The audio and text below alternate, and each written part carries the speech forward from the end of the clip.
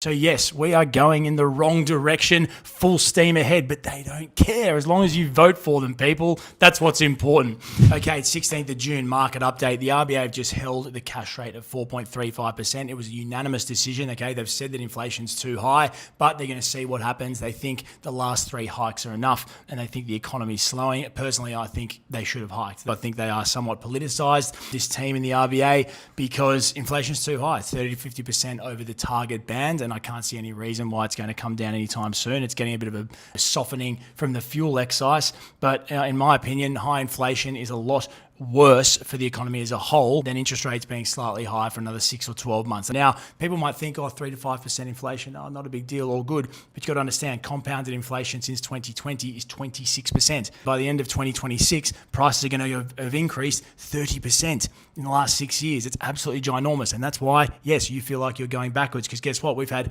10 quarters of negative GDP growth. Of course, they'll tell you they're doing a great job. GDP is going up, gives themselves a pat on the back. Guess what? On an individual basis, you're going backwards. It's all a load of crap. Now, the property market, Sydney and Melbourne were down 1% in May, but let's talk about the overall picture. Sydney and Melbourne are down 2 and 3% from their peak, respectively. Melbourne hasn't gone up in 5 years. Sydney's up 17% in the last 5 years. That's not including the big boom during 2020 and 2021. But listen to this.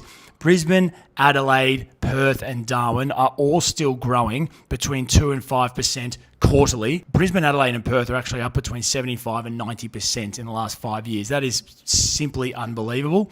And Darwin's up 30%. So it'll be interesting to see what happens in the next couple of months, because as we know, property market data is in fact very delayed. I'm interested to see the July data, because that's what's going to come through from the May sales, July and August, where I think it's going to be not too good.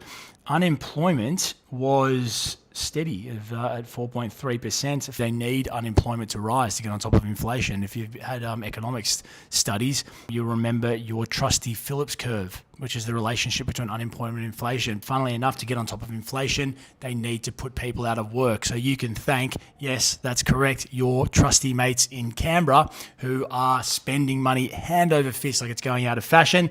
And the result is they're going to have to put people out of jobs to slow the economy down as a result. But weirdly, what do we need? We need the private sector to be booming to pay off our ginormous debt. So yes, we are going in the wrong direction, full steam ahead, but they don't care as long as you vote for them, people. That's what's important. So anyway, we'll keep you updated as you need it. Thank you.